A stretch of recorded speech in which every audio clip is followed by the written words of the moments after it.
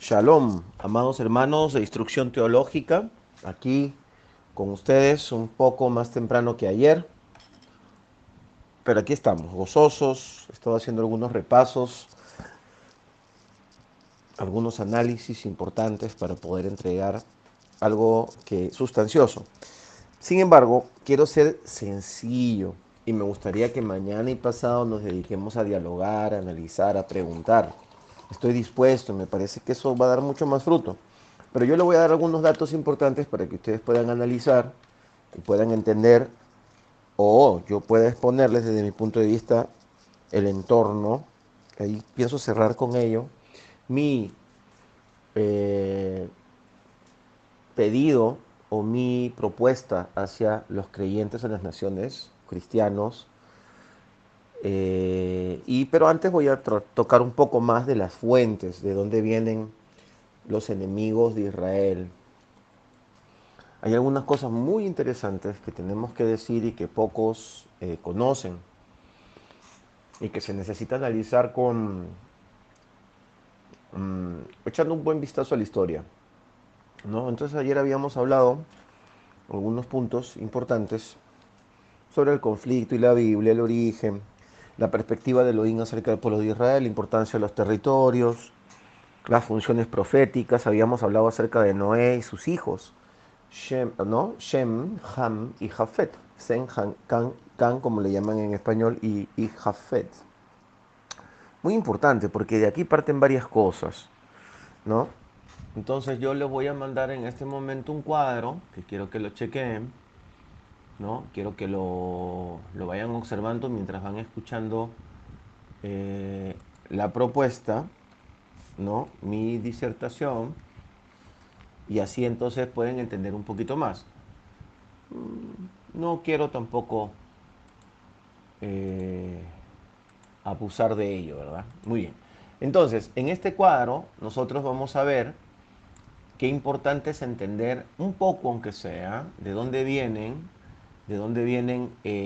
estos pueblos y por qué la raíz de estos problemas, ¿no? Primero le voy a poner acerca de la genealogía de Saúl, es importante, ¿ok? Porque si bien es cierto, Ismael también está en contra de Israel, eh, el que hace el problema principal, van a darse cuenta, es Esaú y sus descendientes. Así es como lo vamos a decir realmente. Entonces ustedes observan este cuadro, ¿no?, que estoy poniendo ahí, y mientras tanto vamos escuchando un poco más detalladamente los audios. Vamos a ver entonces que, en primer lugar, Abraham tiene una designación que tiene que ver con Shem, ¿no? Shem, con Sem, que tiene varios hijos tiene Sem. Pero vamos a poner a un ladito, uno de sus hijos es Elam, que se queda sentado en la parte de lo que luego fue Mesopotamia, ¿no? Luego tenemos Arfarsad, ¿no es cierto? Y tenemos a Taré, padre, descendiente de Sem, que es padre de Abraham. Los pueblos elamitas se desarrollan y se quedan cerca de Mesopotamia. Mañana o más tarde, eh, cuando después del diluvio, entonces los hijos de Can regresan hacia la zona de Mesopotamia, pero ya vienen a ser los nietos de Can, ¿no? Que vienen a ser eh, Nimrod, ¿no? Y otros más. Pero vamos a centrarnos, por ejemplo, en Nimrod. Entonces Nimrod eh, funda Babel, y ahí hay una pugna entre lo que es, de un lado, los semitas con Elam, que es uno de los hijos de Shem, y el nieto de Nimrod. Hay una pugna de quiénes son los dueños de la historia. Déjenlo ahí un momento. Ahora sigamos con Abraham, que viene hacia tierra prometida y tiene que tener una descendencia para que se cumpla la promesa. En ese enterín, entonces Abraham se equivoca y tiene con Agar, por propuesta de su propia esposa, tiene a Ismael. Ismael queda resentido, queda encolerizado y se va con su mamá. ¿no? Igual Abraham lo bendice, ellos se van. Y principalmente los pueblos ismaelitas vendrían a ser los madianitas y un poco lo que hoy es Arabia Saudita. Y de repente, entonces hoy tenemos todavía pueblos descendientes de Ismael. Ahora, muchos árabes se asumen que descienden de Ismael, pero la verdad es que la mayoría de los árabes no son semitas, de los árabes modernos, sino son camitas, descendientes de Cam, ¿no? ¿Ok? Eso es muy importante. Entonces, esa es más o menos la estructura. Todos la conocemos porque todos ustedes conocen la palabra del Señor. Entonces, luego tenemos que queda ese resentimiento. Y luego tenemos a Isaac, ¿no? Entonces, Isaac, que viene a ser el escogido para llevar, habíamos hablado ayer, si pueden volver a escuchar, no voy a decir muchos, no voy a hablar muchos audios, quiero preguntas, quiero disertar, compartir mañana y pasado, o hasta cuando se pueda. Y a lo mejor grabo otros audios, ¿no? Pero hablé de la primogenitura, es muy importante, porque Israel es un pueblo primogénito. Isaac entonces es primogénito. Y desarrolla su ministerio, desarrolla su vida para tener un primogénito, para continuar la promesa. Entonces tiene gemelos, pues tiene mellizos, gemelos, como queramos llamar. Entonces, desde el vientre de Rebeca, la mujer de Isaac, ya venía una pugna. Ajá, una verdadera pugna. Dice que Ismael, hijo de Abraham, se burlaba de Isaac, dice la Biblia. Y por eso también Rebeca vio eso y entonces lo desaforó, ¿no? Para proteger a Isaac, que era más chiquito, era menor. Pero estos dos vienen peleando desde el vientre. Y Jacob, ¿no es cierto?, viene tocando el talón de Esaf, ambos hijos de Isaac. Entonces el primogénito era Esaf o Esaú, como se conoce en español, y de ahí entonces es que viene la historia donde Jacob, porque era un hombre, un muchacho que amaba las cosas de Elohim, Jacob quiere decir el que rebasa, no es usurpador, esa es una traducción incorrecta. Es como decir que el número 7 significa 6 más uno. 6 más uno no significa Sheva en hebreo. Sheva quiere decir juramento. Hay que conocer la etimología del hebreo. Se le ha puesto Sheva a ese número, ¿verdad? Porque 7 simboliza el número de Elohim, ¿no es cierto? Es una trascendencia bíblica, pero hay que seguir investigando para poder entender las bases de las palabras. La Akov en hebreo significa rebasar. Si usted va en un auto y quiere rebasar a alguien, usted le acofotó, ¿no? De ahí viene la palabra Jacob. Jacob jamás fue un usurpador. Jacob quería las cosas de Elohim y sus padres, junto con Jacob, toman esa primogenitura.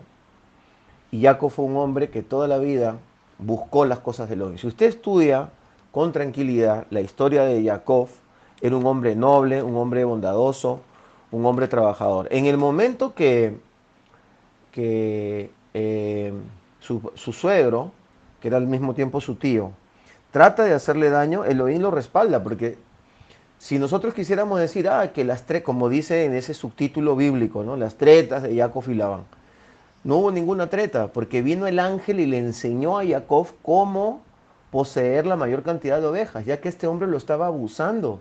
Le estaba haciendo trabajar 14 años por Rivka, ¿no? Eh, no, por Raquel, perdón, ¿no? Rivka era la esposa de la mamá de Jacob, la esposa de Isaac. Entonces, por Raquel, ¿no? Entonces, había una maldad de parte de este hombre. Encima no le pagaba y luego lo quería seguir reteniendo hasta que él decide irse. Y Jacob vemos que era un hombre bondadoso, un hombre noble. Y le dice, pero aún no me has pagado mi sueldo, no me has dado lo que merezco. y me quieres retener, ya me voy. Y fue un hombre noble, no fue un hombre perverso. Y entonces luego él se retira y cuando está en el camino dice que se va a encontrar con Esaú, ¿verdad? Todo eso, usted con tranquilidad, ¿no? En el Génesis, usted lo puede leer sin ningún problema y el Señor le va a mostrar quién era realmente nuestro amado Jacob, ¿no? Vemos que hasta el 19, ¿no es cierto? Estamos viendo los eventos de Abraham en el capítulo 21 de Génesis. Ya tenemos a Isaac, ¿no? Y luego vemos una historia muy bonita y muy especial acerca de Jacob, ¿no? A partir del capítulo 30, bueno, del 29. Y vamos a ver cómo él luchó por su libertad, luchó por cumplir lo que su padre le había dicho.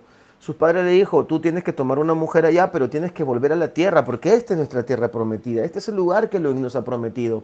Es aquí donde tú tienes que ejercer tu primogenitura, es aquí donde Elohim nos va a prosperar. Y él regresó, aunque su hermano Esaú le podía hacer daño, pero él se acerca con Esaú de una manera muy bonita, muy temerosa, muy respetuosa y tuvieron un tiempo y conversaron y él siguió adelante con su vida. Eh, eso está en el capítulo 33. Entonces Jacob luego se trata él de mantener el cumplimiento profético buscando un primogénito, que ya vemos no fue Rubén, porque Rubén se acostó con una de sus concubinas, perdió. No era Judá, aunque Judá pareciera que fuera el primogénito, sino que era Yosef, el primogénito de Raquel, porque Raquel era la amada. A Lea se la pusieron por que lo engañaron. Eso se llama estafa, lo que le hizo Labán.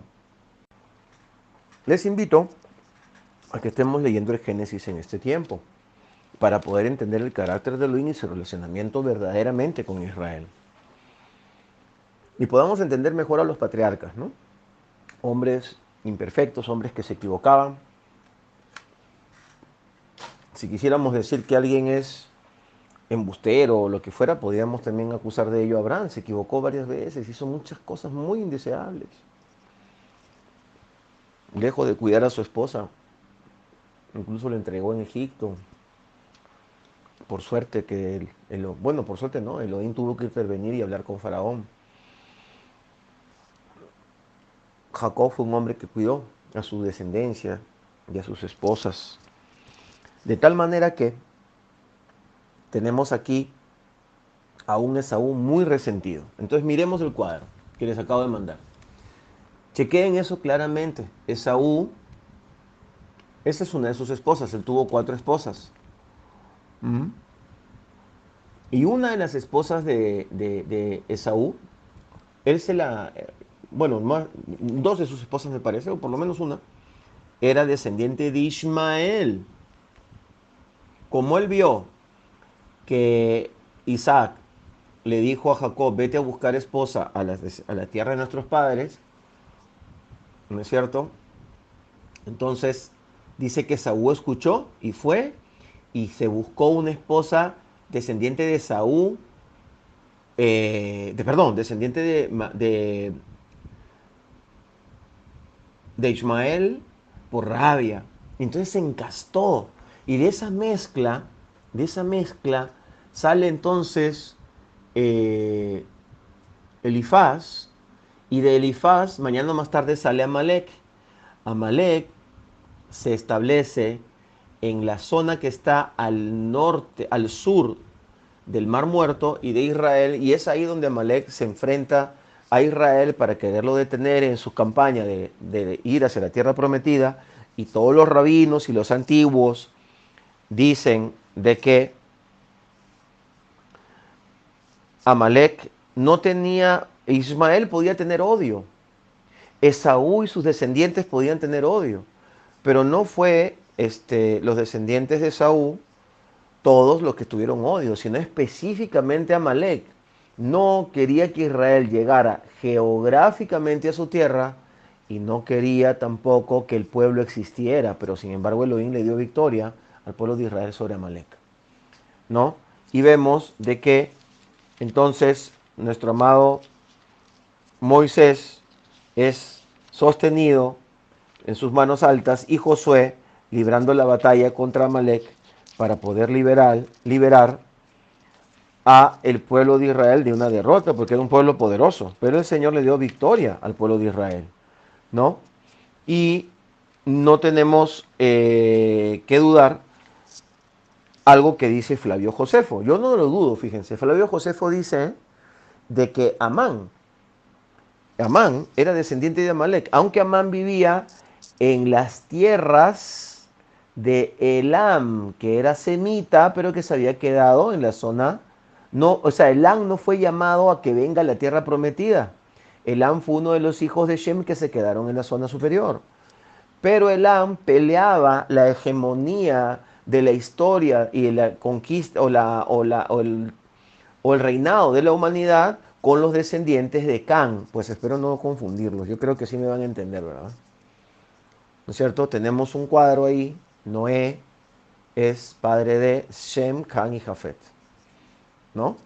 Entonces, en este momento les voy a poner el cuadro. Entonces tenemos a los semitas, que son los que van a traer el desarrollo de la primogenitura y la promesa para las naciones. Sin embargo, dentro de los semitas hay un pueblo llamado Elam. Los persas, donde está ahora Irán, que ellos dicen no son árabes, y tienen razón, no son árabes, ellos son descendientes semitas realmente, pero enemigos de los descendientes de Abraham. Por causa que Abraham dejó Mesopotamia, dejó Babilonia, dejó la zona mesopotámica y se vino a la tierra prometida. Ellos dicen, no, es aquí donde está la tierra, es aquí donde está. Por eso ellos sí se hacen llamar persas. Persas quiere decir paraíso. Entonces ellos dicen, aquí estuvo el Edén, aquí estuvo el paraíso. ¿Dónde te vas tú, Abraham?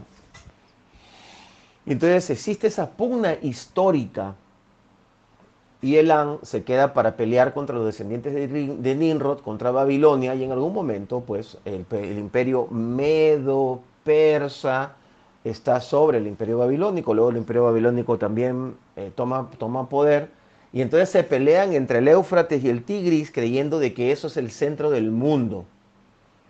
Entiendan eso, por favor, para que puedan entender la arrogancia los persas, por eso los iraníes, están en contra de la mayoría de los árabes sunitas porque ellos son cananitas o descendientes, o los árabes sauditas, por ejemplo, son descendientes de Ismael, ¿no es cierto? Ismael.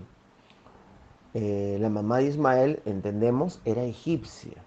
Entendemos que era egipcia. Entonces, pero los ismaelitas Los ismaelitas no han atacado al pueblo de Israel constantemente como lo han hecho los descendientes de Esaf, que se hacen llamar Edom, los rojos.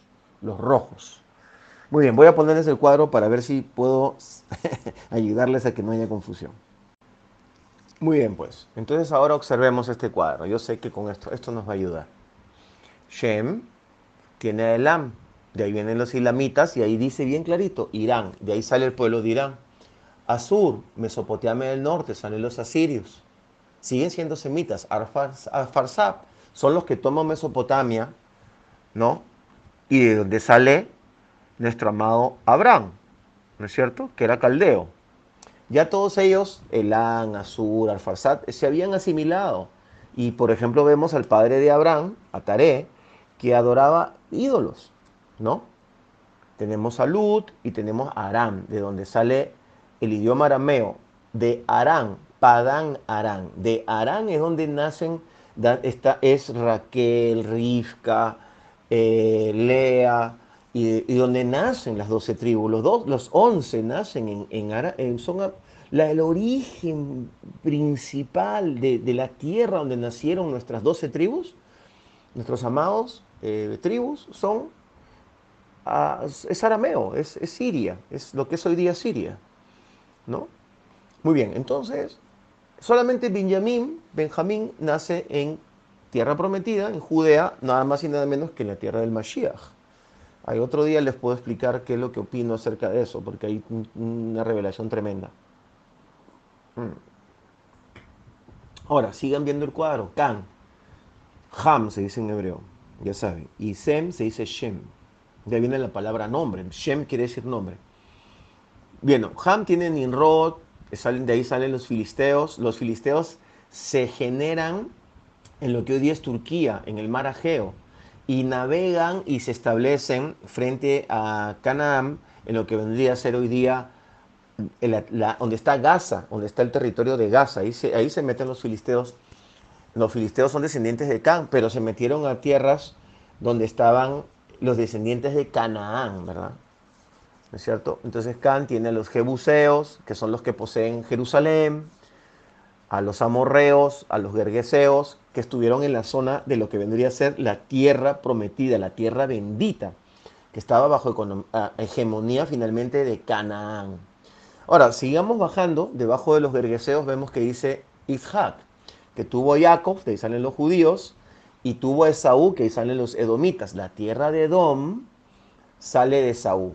Y de Ismael salen los árabes, principalmente los madianitas, que son los que compraron a Joseph y se lo llevaron a Egipto y lo vendieron a Potifar, ¿verdad? En Egipto. Eran comerciantes. Hoy por hoy se considera que muy gran parte de los madianitas son los famosos, este, am, ay, se me va, que son las que son nómadas hasta el día de hoy. Aquí en Israel hay muchos de ellos y son gente noble, son gente de bien. El problema lo hace mañana o más tarde Esaú con su descendiente, ya lo vimos en el otro cuadro, con una de sus mujeres que se casa, que se encastó con una descendiente árabe de Ismael y salió Amalek. Muy bien, pero sigamos bajando. De los caldeos, por ejemplo, viene Lot, que viajó con Abraham. De ahí salen los moabitas y los amonitas, que también se enojan con Israel, porque Israel les dice, yo no puedo estar contigo porque tú has hecho algo que hacen las demás naciones y te has metido con tu padre. Y bueno, de ahí han salido el pueblo moabita, pero mañana más tarde el Señor rescata de ahí a Ruth, que es moabita.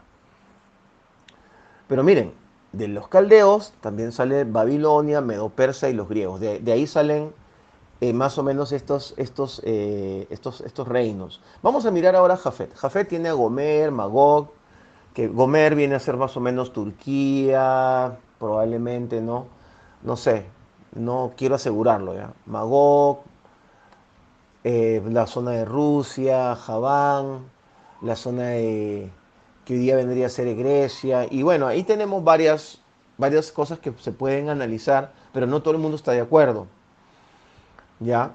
Ahora bien, prácticamente Jafet desarrolla Europa, atraviesa la zona indoeuropea y se va hacia, atraviesa lo que hoy día vendrían a ser los Balcanes, entra también al mar Egeo y uno de los lugares más poderosos que establecen es lo que hoy día es Turquía. Muy bien, ya lo tenemos claro. Yo creo que ahora sí está más claro, ¿no? Ya lo tenemos un poco más claro. Con este cuadro que les envié, que es muy útil, ¿ya? Muy bien, entonces, vamos a mirar. Ismael con los árabes no ha tenido grandes problemas con Israel. No los ha tenido. Los madianitas hemos hecho negocios juntos. Son comerciantes, ¿no? Los famosos beduinos. Hoy por hoy, por ejemplo, los beduinos, que tienen un tipo de religión islámica con muchas diferencias, o con buena cantidad de diferencias, van hasta el ejército israelí, sirven con nosotros, trabajan entre nosotros y son amigos de Israel y viven bien. Y muchos de ellos tienen mucho dinero, pero les gusta vivir como nómadas. El problema lo hace la rabia que hay en el corazón de Esaú. De ahí salen los edomitas y de ahí mañana más tarde sale Amalek, que es el que se opone contra Israel.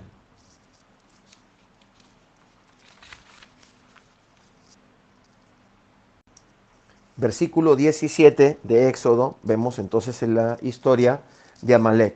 ¿Qué dicen los antiguos? ¿No? ¿No? ¿Qué dicen los antiguos? Dicen, si ni siquiera Madián nos atacaba, los ismaelitas, ¿no es cierto? No nos atacaban los árabes. ¿Por qué nos ataca Emalec de esa manera tan fiera? Fíjense, si ustedes leen el versículo 17 de Éxodo, van a ver este evento.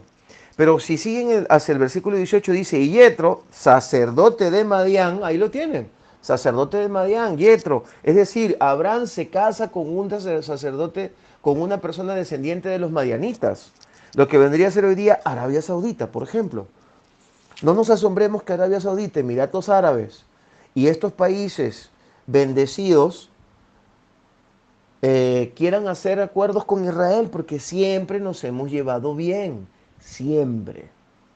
¿Ok? Muy bien, entonces vamos a analizar este punto ahora. Tenemos entonces estas personas que, o estos pueblos que descienden de Sem, ¿no? Que se han quedado en la zona de Mesopotamia. Y tenemos otros que descienden de Can y que están muy enojados con nosotros y que quieren hacer daño. Por ejemplo, como Noé maldice a a Canaán, dice que Nimrod, que quiere decir el que se subleva y el que funda Babilonia, dice la historia, Nimrod, dice la Biblia también, pero nuestras historias hebreas dicen que Nimrod nació para vengar a Canaán, para vengar la maldición sobre Can y sobre Canaán, ¿no? Entonces Nimrod siempre estuvo fundando Babilonia y haciendo la Torre de Babel porque era anti-Elohim, el primer anti-Elohim. Entonces, Babilonia y Elam semita, Babilonia cananita, ¿no es cierto? Camanita, descendiente de Can, y descendiente de Cus, hermano de Canaán. Cus funda lo que es parte de Arabia Saudita, Etiopía y varios de los países africanos. Entonces Cus también estaba enojado porque estaba bajo la maldición de Can. Pero Cus tiene a Nimrod. Nimrod es sobrino de Canaán, pero quiere vengarlo a toda la maldición que es sobre Can. Entonces, ahí es donde viene ese odio, ese deseo de detener la obra del Señor a través de los descendientes de Sem para salvar al mundo y para poseer la tierra prometida. Para los persas, que son los iraníes, que son, se supone, pseudo-semitas, que no vinieron a esa tierra prometida, se quedaron allá y se creen superiores, para ellos su tierra prometida está allá, entre Irán e Irak. Por eso Irán siempre ha querido invadir Irak, porque ellos consideran que parte de su tierra prometida es hasta el Éufrates y el Tigris, y quieren llegar hasta allá y poseer parte de Irak. Entonces, hasta el día de hoy ellos sienten eso. Tienen otro idioma, que es el idioma persa, y tienen una religión zoroástrica, que mañana o más tarde se cambia a la religión islámica, pero con los matices chiitas, que de eso no vamos a hablar ahora. Creo que hasta aquí me estoy dejando entender, espero que el Señor me esté ayudando y el Ruach le esté dando a ustedes eh, entendimiento para entender esto, porque esto es bien importante. Ahorita vamos a desenlazar, pero necesito que tomen nota, que analicen, que vuelvan a leer los libros de los Salmos, ¿verdad? Perdón, el Génesis, el Éxodo, algunos que les he dado ahora, ¿verdad? Entonces, le voy a mandar otro aquí para que puedan ver las tribus y también la descendencia de Abraham. Vamos a chequearlo, se lo voy a mandar en este momento. No pensaba mandarle tanto cuadro, pero bueno, finalmente lo voy a hacer, ¿no es cierto? Yo sé que esto nos va a ayudar un poquitín más. Son cuadros sencillos. Ahí miren este cuadro, por favor, y seguimos hablando. Muy bien, amados, entonces continuamos, ¿no es cierto? Tenemos que Abraham viene de Teraj, Teraj estaba en la zona de Mesopotamia, se habían asimilado con los dioses ajenos, el Señor llama a Abraham, le abre su corazón y Abraham empieza a adorar al único y Elohim verdadero. Fíjense, en este cuadro, espero que ya lo hayan abierto, observenlo con tranquilidad, verán que Abraham tuvo entonces tres mujeres, ¿ok? Tres mujeres. Entonces, tiene a Sara, de donde sale Isaac, ¿no es cierto?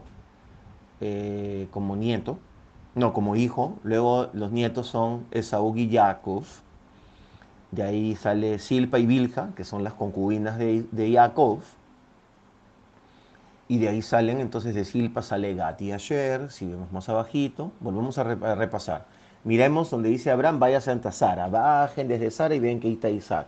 Isaac tuvo Esaf y a Jacob. ¿Con quién? Con Rivka, aquí tiene a la derechita. Jacob tiene Bilha, Silpa, Lea y Raquel. Pero Silpa tiene a Gad y a Asher.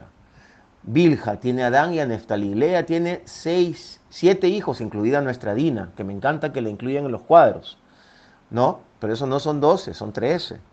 Más los 2 que nacieron en Egipto son 15, ¿no? Igual en el Nuevo Testamento tenemos 12, pero luego tenemos a Pablo, que son 13. Pero yo creo que María Magdalena tenía una función, para un hebreo, era una apóstol, era una líder, ¿no es cierto? Son 15, son 14, ¿no? Más el otro que ellos escogieron son 15 también. Siempre hay 15. Luego baja 14 y luego baja 12. Y eso es un tema muy bonito, porque es muy bíblico. Y luego tenemos a Rachel, que tiene a Joseph y a Benjamín, los verdaderos primogénitos. Joseph y Benjamín son los verdaderos primogénitos. ¿Ok?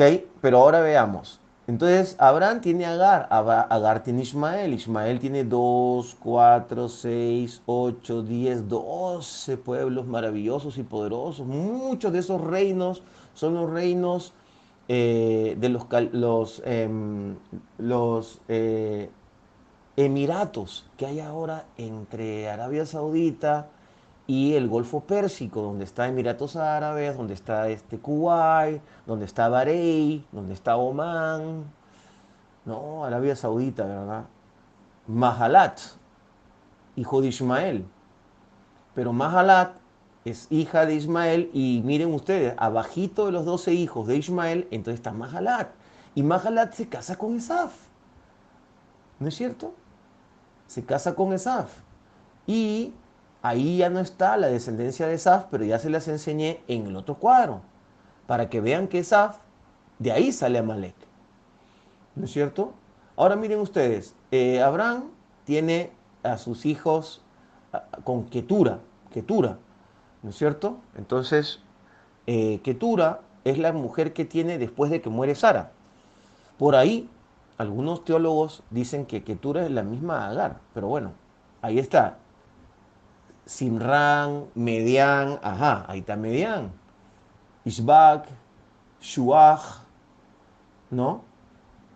Y también hay otros hijos como Yokshan y Midian. Ajá, los madianitas, de ahí salen. Ya lo habíamos visto en el anterior cuadro, ¿verdad? Luego está Shera, Dedan, Ashurim, Letushim y Leumim, ¿no? Muy bien, eso es toda la prole de Abraham. O sea, en él han sido benditas todas las familias de la tierra, amados. De muchas formas el Señor se ha valido para ello. Pero ahora miremos arriba donde dice Terach. Y bajamos un poquito y vemos a Arán. ¿Quién es Arán? Uno de los hermanos de Abraham. ¿No es cierto? De ahí está también, por eso, Lot era sobrino de Abraham. Y Sara también era sobrina de Abraham. Hijo, hija de su hermano Arán. De ahí viene la palabra Padán Arán, ¿no? Y también tuvo a Milca, ¿no es cierto? Ahí ven a Milca, al lado de Lot. Pero de Lot salen 2 pueblos que también se hicieron a mañana o más tarde enemigos de Israel, que es Amón y Moab, y ustedes lo conocen bien, de ahí sale la Moabita Ruth, ya lo hemos hablado. Pero sigámonos yendo al lado derecho de Lot. Está Milca, ¿no? Está Utz, Butz, Kiset, Yaso, Pildash y Yavlam. Y ellos descienden de Nahor, ¿verdad? Entonces, de Nahor sale de Nahor sale Reuma, Teba, Jalán, Tahash y Mahá. Aquí tienen para estar un rato chequeando y luego mirando la Biblia y leyendo capítulos de Génesis, ¿no? Ahora bien, vamos a mirar aquí algo muy importante, ¿no es cierto?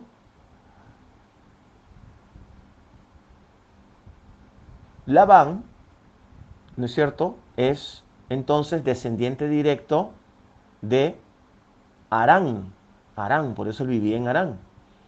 Y Labán, hijo de Betuel, ¿no? Sigan ustedes mirando donde dice Milca, bajen por donde dice Milca, Uts, Buts, Kemuel, y entonces van a encontrar a Labán, ¿no es cierto? A Labán. Labán es el papá de Lea y de Rachel, ¿no? Y es hermano de Rivka. O sea, Isaac, hijo de Sara, que era sobrina de Abraham, Isaac, entonces es, al mismo tiempo, vendría a ser primo de Rivka, de su propia esposa, era su prima, ¿no? Y su primo, Labán, es el papá de Lea y de Raquel, que vendrían a ser entonces primas de Jacob, ¿no es cierto? Y es así como hay este encastamiento, que mañana más tarde con la Torah, el Señor empieza a enseñar, ¿no es cierto? Empieza a enseñar, no, ya no lo hagan esto, no se encasten, no hagan esto, no hagan el otro. Pero ya el Señor había venido hablando de eso, por eso es de que habían otras cosas que no se habían hecho bien y vino maldición, como por ejemplo lo que hicieron las hijas de Lot. Hasta ahí estamos bien. Muy bien, entonces vamos a ver de que la mayoría de los árabes, hay dos tipos de árabes en este tiempo, suníes y chiíes. La mayoría de los árabes son suníes y los más poquitos son chiíes. Los chiíes son pocos, tienen mucho poder económico desde siempre, pero no están en un buen momento, están en un mal momento. Este, y los árabes suníes, que son prácticamente descendientes de Ismael y de los madianitas, nunca han tenido realmente problema con Israel. Si lo hicieron fue porque Mahoma conquistó todos esos países y los convenció de que había que luchar contra los infieles. Y los infieles, por favor, no son solo los judíos. Los infieles son ustedes, los cristianos también, tan odiados como los judíos, por todo lo que sea islámico. ¿No es cierto? Muy bien, entonces nos damos cuenta de que este Esaú, a través de Amalek, son los que hacen las principales guerras en ese tiempo antiguo. Israel llega a vencerlos a todos y además entra a tierra prometida y arrasa con todo lo que había cananeo, hebeo y jebuseo y heveo. Entonces todos estos eran descendientes de Can y estaban de Can, pero encastados también con pueblos cananitas. Y además teníamos a los otros descendientes de Can, que eran los filisteos, pero los filisteos vienen de la zona de Turquía. Eso es muy clave para que ustedes entiendan lo que pasó en la historia moderna. Entonces, quiere decir de que Israel toma la tierra, pero mañana o más tarde cuando Israel se pone incorrecto, se aparta del Señor, vienen primero los asirios y arrasan. ¿Y los asirios de quién descienden? Pues los asirios descienden de la mezcla de los descendientes de Nimrod y los descendientes y otros descendientes de Can. Y de alguna u otra manera vienen a vengar a Canaán, ¿no?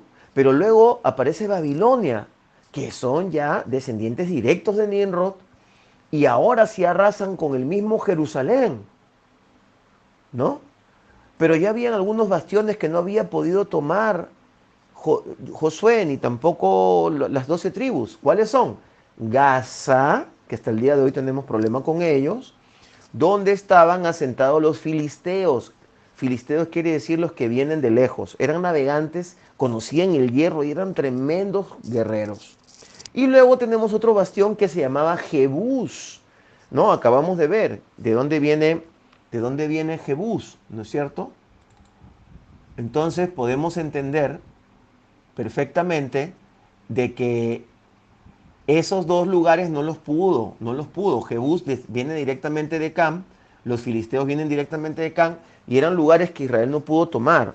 Entonces cuando vienen estas gentes a atropellar y a tomar lo que había dejado el rey David, porque Josué no pudo conquistar a los jebuseos, y David también venció a los filisteos, que eran dos poderosos que no podían tomarlos.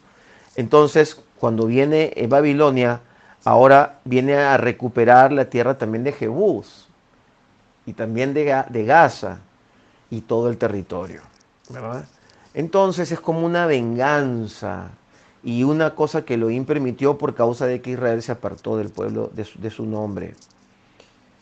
Muy bien, entonces están los medo-persas, que vienen a ser entonces los que se creen que son los verdaderos descendientes de Adán. Les voy a explicar un poco de eso.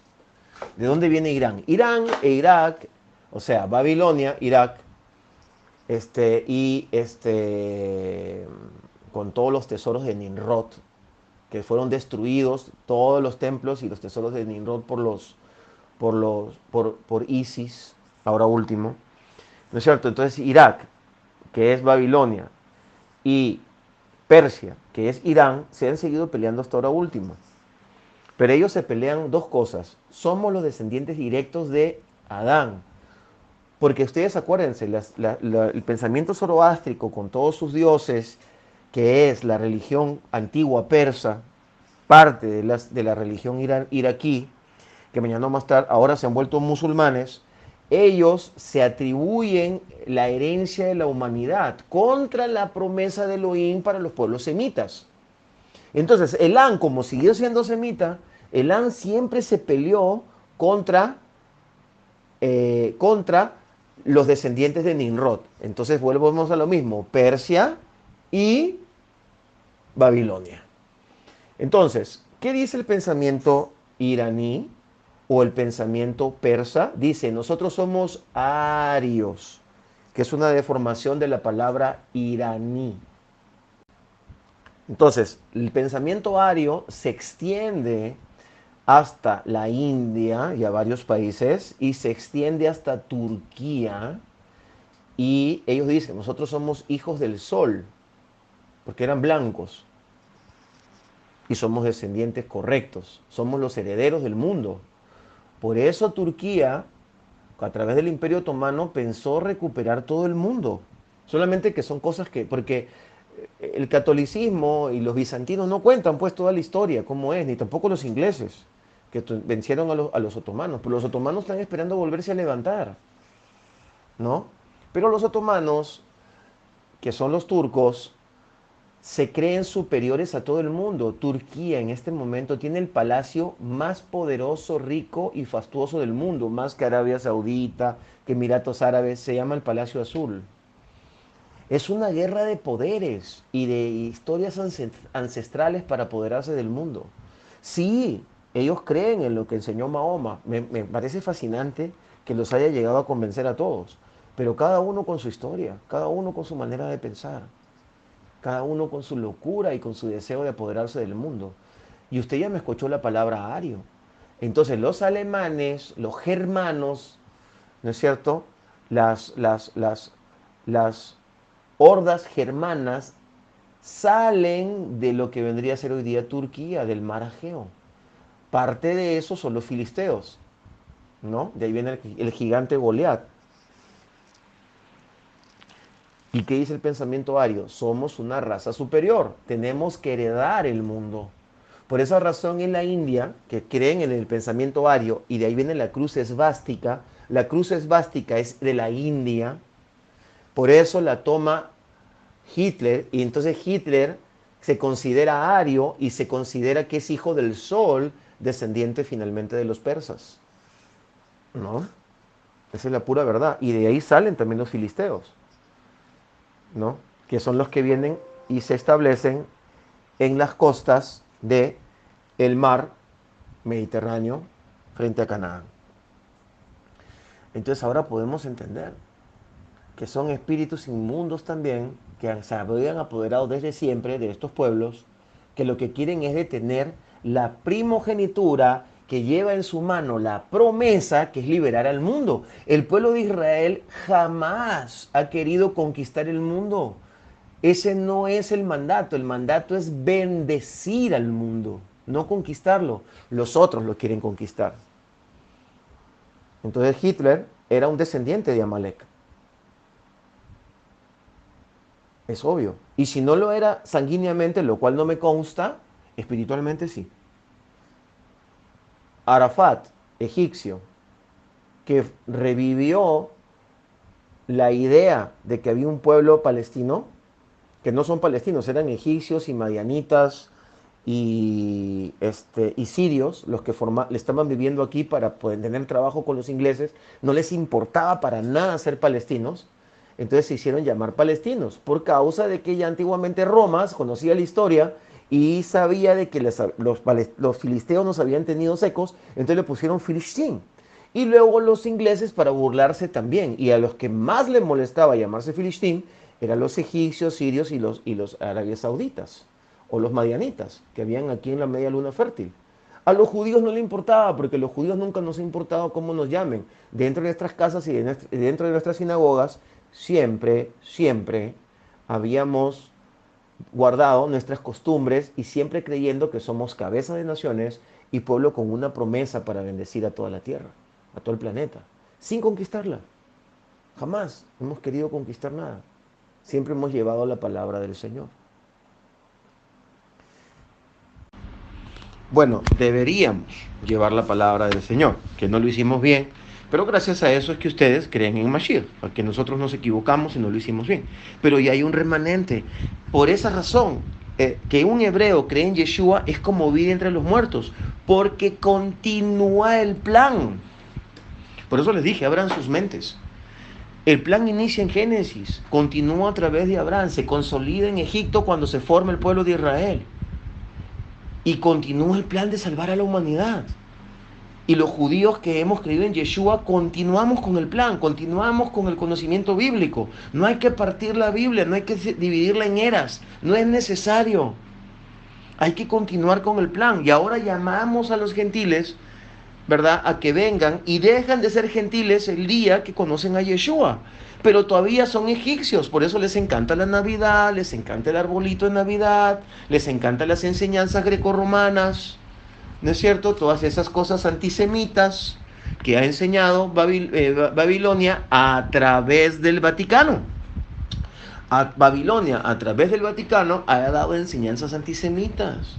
Es algo espiritual. Pero ¿qué cosa es Roma? Roma es Grecia.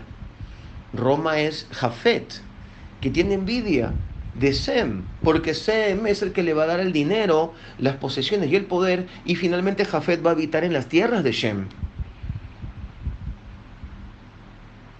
¿Y qué cosa es la religión judía? Es babilónica, es lo mismo, es la infiltración de la iniquidad en medio del pueblo de Israel para crear una religión que no era necesaria. Solo teníamos que entregar la palabra y dejar que los pueblos la reciban hasta que venga Mashiach.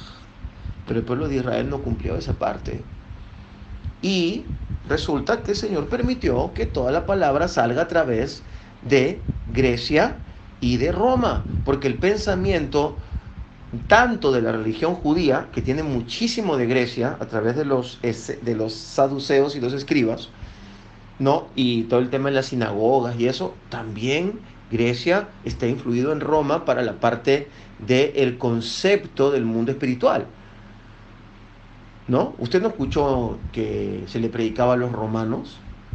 Muchos romanos creyeron rápido, pero no había que predicarle como a los griegos, que había que argumentarles y explicarles y todo lo que los romanos podían saber de lo que es un concepto espiritual era un argumento griego. Por lo tanto, el pensamiento de Roma es greco-romano babilónico, completamente babilónico.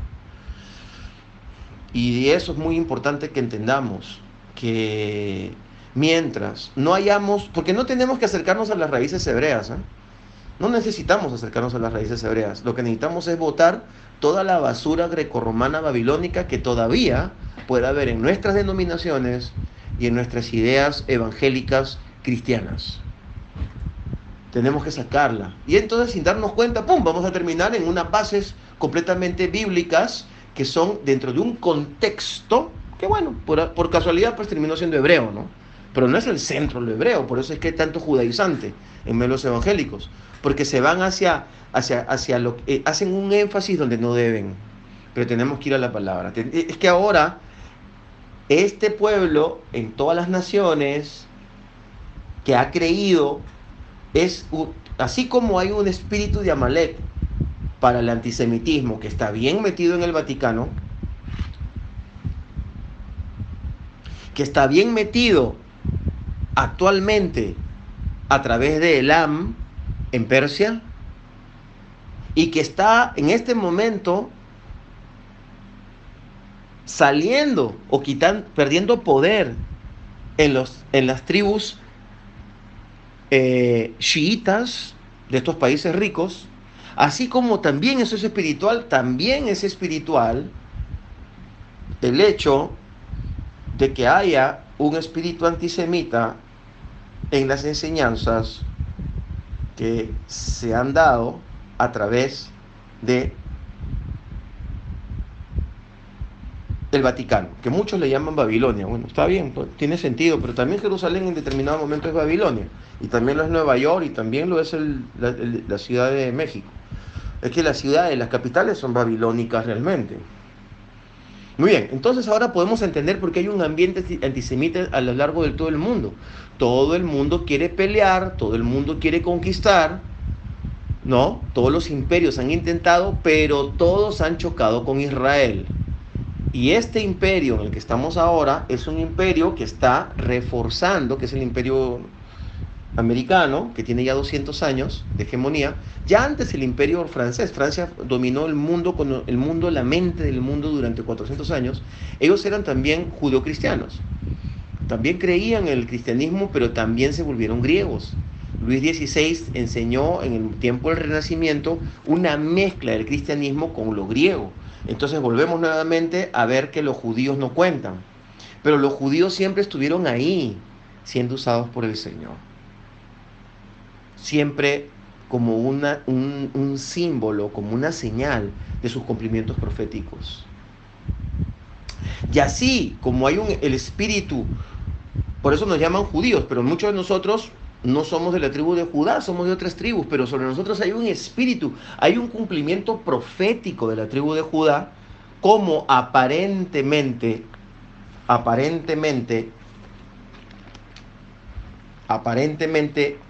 primogénitos, que no lo somos, porque el primogénito, según Primera de Crónicas, capítulo 5, es los hijos de Rubén.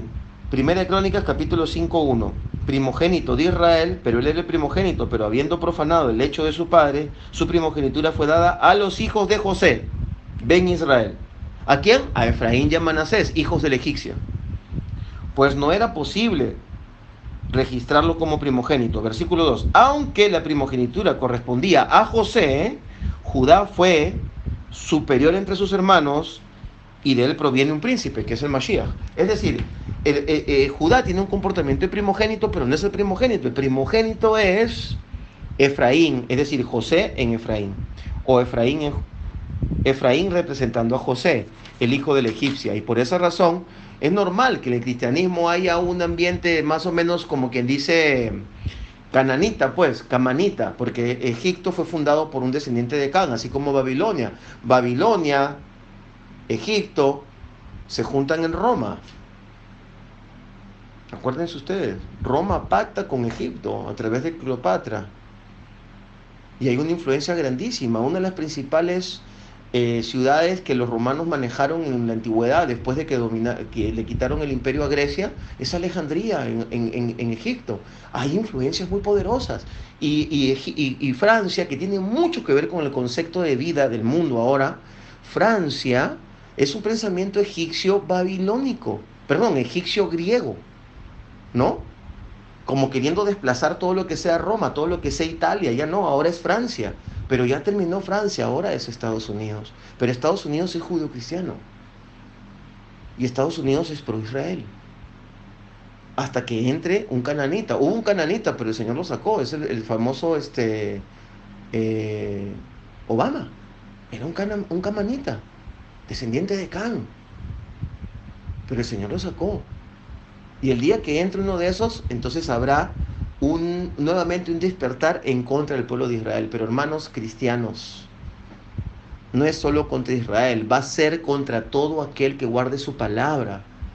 Si usted es un cristiano ambiguo, revisionista, que no se nota si es cristiano, pues puede ser que pase piola, porque hasta católico puede parecer.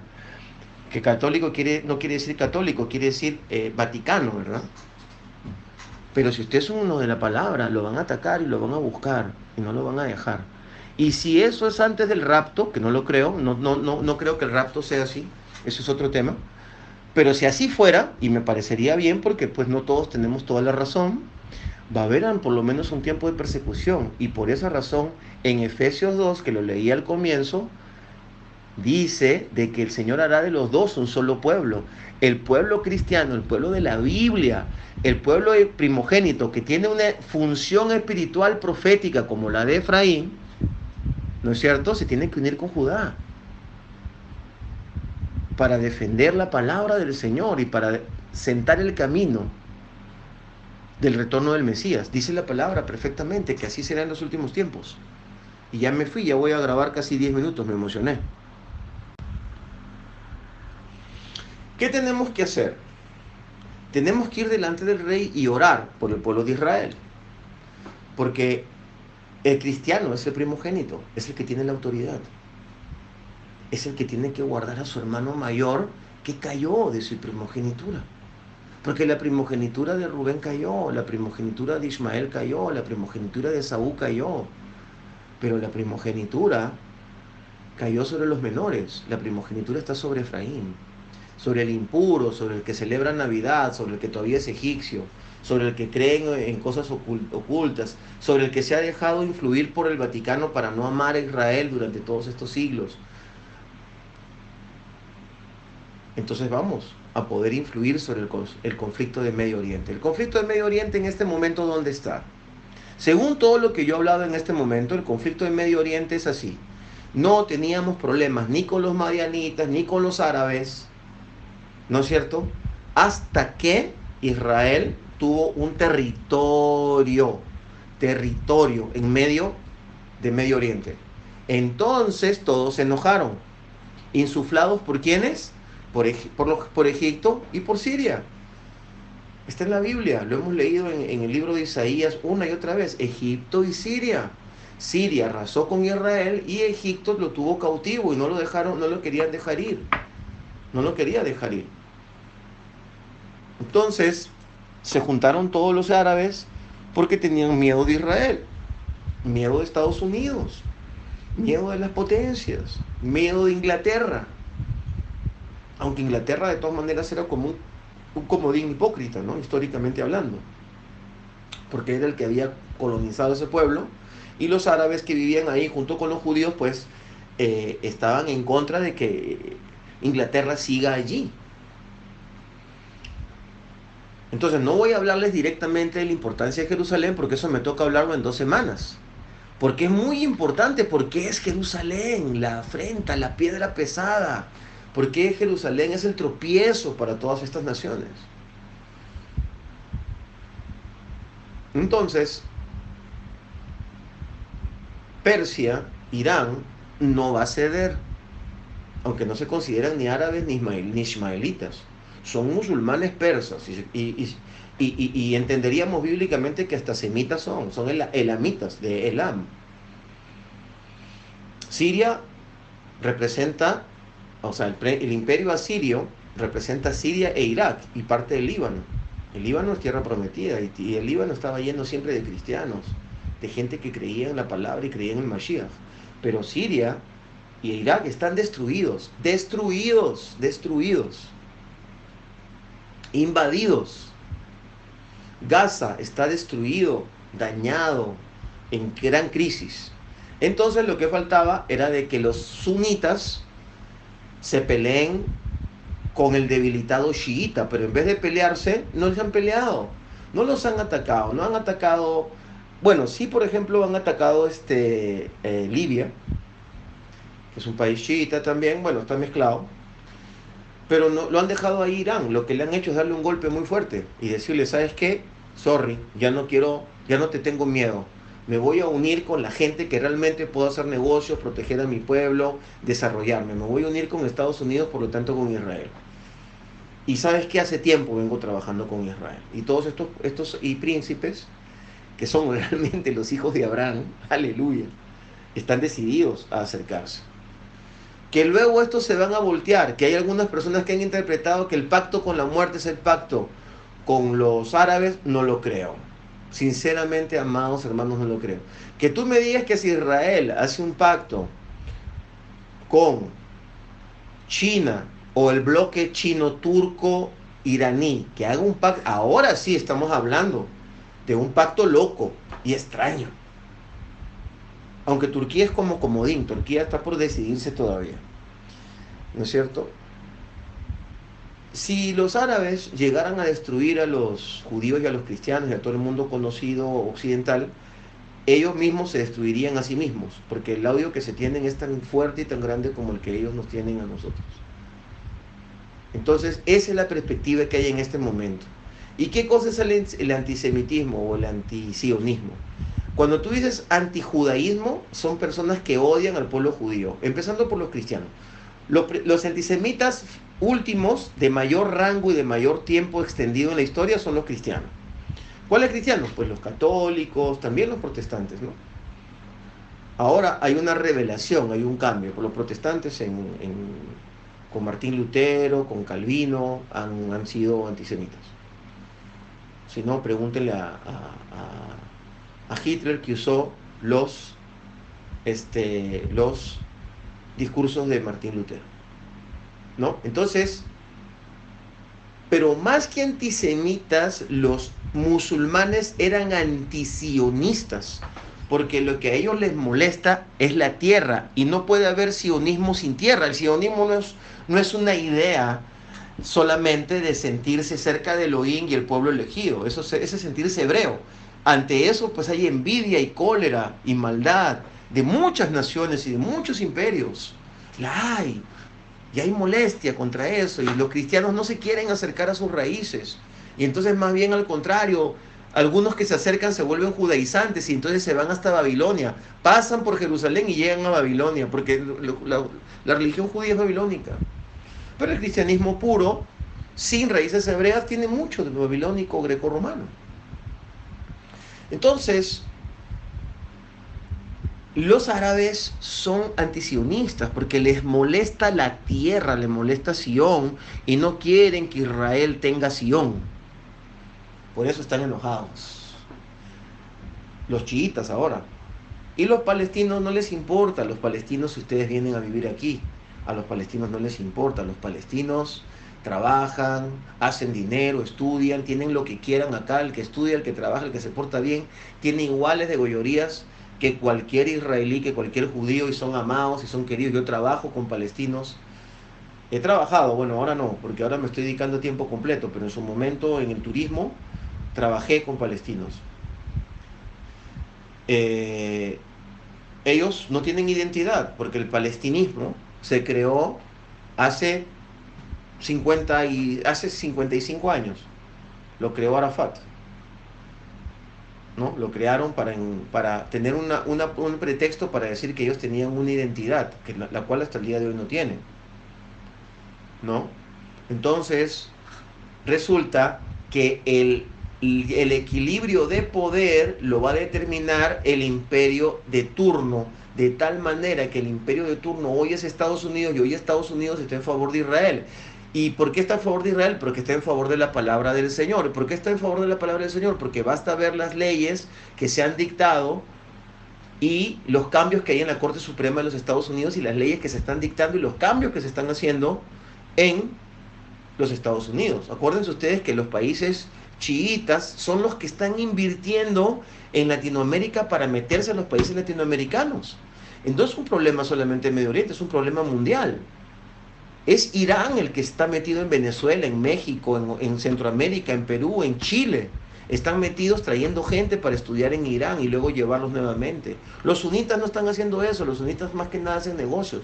Pero el problema de los chiitas y de Irán es que son anárquicos, ellos quieren que se deteriore la sociedad, quieren que la mujer sea preponderante. Igual lo quiere China, igual lo quiere Cuba, igual lo quieren los países de origen ateo. Quieren ese caos dentro de Occidente y están trabajando en ello. Entonces Estados Unidos, el día de hoy, a través del presidente que tienen ahora, que podría haber otro, quieren recuperar sus bases bíblicas, porque eso es lo que lo llevó a la bendición y a la prosperidad, es obvio. Y obviamente hay una inclinación hacia el pueblo de Israel, que está manifiesta y clara, y que tiene que venir de lo alto. Y si es que en medio de esto hay infiltrados degenerados que se hacen llamar sionistas o se hacen llamar judíos, como Soros, que nadie le consta si es realmente judío, ¿no? O como Rothschild, que sabemos muchos que no son judíos, que se compraron el apellido y se hicieron judíos, ¿no? Y están haciendo cosas llamándose sionistas que son malas y no son buenas. Eso no quiere decir que el destino del pueblo de Israel esté marcado por esa gente. Siempre hubieron infiltrados, siempre hubieron idumeos, es decir, seres perversos como Idumeo era Herodes, que se convirtieron al judaísmo, se hicieron reyes del judaísmo y trajeron maldición y desgracia sobre la tierra y sobre el pueblo. Debemos orar por eso, debemos tener conocimiento, porque sin la oración del pueblo cristiano, Israel va a sufrir muchísimo más. Y con esto termino. Y la próxima semana hablamos de la importancia de Jerusalén. Y mañana o hoy y pasado quiero que dialoguemos sobre estos temas. Y si faltó algo, pues en las preguntas saldrá y les seguiré grabando algunos otros audios. Shalom. Shalom, Julio. Gracias por tu pregunta. Bueno, el que consagra la tierra es Elohim. Ahora, fíjate, del Éufrates al Nilo, hay algunos cambios, pero más o menos, y también tendríamos que hacer el corte en el río Jordán, es la tierra de Elohim. Y Elohim le presta la tierra, le deja vivir a Israel ahí para desarrollar su plan profético, pero la tierra es de Elohim. Muy bien, entonces Elohim nos explica en varios pasajes, especialmente en el Salmo 122, la importancia de Jerusalén como el centro preferente de nuestros asuntos y de nuestros pensamientos. Y es ahí donde Elohim, en el monte Moriah, el monte Sión, eligió que se coloque el templo. Ahora fíjate, es el único lugar donde ha descendido técnicamente, concretamente, la presencia de Elohim, la Shejinah, donde el Señor se ha manifestado y se ha vinculado al hombre, a la humanidad, a través de Israel. Por esa razón la mezquita se ha colocado ahí para decir que ya no es el que tiene la vinculación con Elohim, con la divinidad, no es Israel ni los cristianos, sino que son ellos y a ellos les pertenece, y ese Elohim es Alá. Ese es el punto básico de la pugna doctrinal territorial, doctrinal territorial. Y además lo que dice las profecías, Ezequiel, Isaías, Zacarías, Apocalipsis, acerca del retorno de Yeshua y la defensa del pueblo de Israel y el reinado de todo aquel que cree en este Mesías. Entonces el lugar geográfico es fundamental. Es Jerusalén, es el monte y es la piedra, porque acuérdate que se llama el arca de la alianza, el arca del pacto, el arca del Brit, ¿no es cierto? Y esta arca es la que tiene que estar establecida en el retorno de Yeshua, ¿no? Y es entre el monte de los olivos y ese monte es donde se va a asentar la base central de la nueva Jerusalén, pues que va a abarcar más o menos, va a ser casi como un país, como un pequeño país, como una ciudad con muchos metros, altísima, ¿no? De altura, según nos explica los codos y los largos y anchos y el lugar donde va a estar asentada la ciudad de Jerusalén, donde va a descender el Mashiach. ¿Ok? Entonces, para los hebreos también el Mashiach va a descender en el Monte de los Olivos, por eso el cementerio más grande del mundo y más antiguo del mundo es un cementerio hebreo desde los tiempos de David hasta el día de hoy, a las faldas del Monte de los Olivos, frente al Monte Sión, donde estaba el templo y estará este, el siguiente templo que se va a construir y que no tiene nada que ver con la venida del Mashiach, según mi opinión. Es algo completamente humano, político y que tiene que ver incluso con la persecución de los últimos tiempos, pero ese templo no tiene nada que ver con el retorno de nuestro rey. Muy bien, shalom. El Sinaí fue un lugar de conexión muy importante. Recordemos también que estaba Israel y muchas otras naciones. Los antiguos dicen que habían 70 naciones más, mientras que Jerusalén es el lugar de reinado del Señor, de establecimiento hegemónico de Israel y de vivienda para vivir.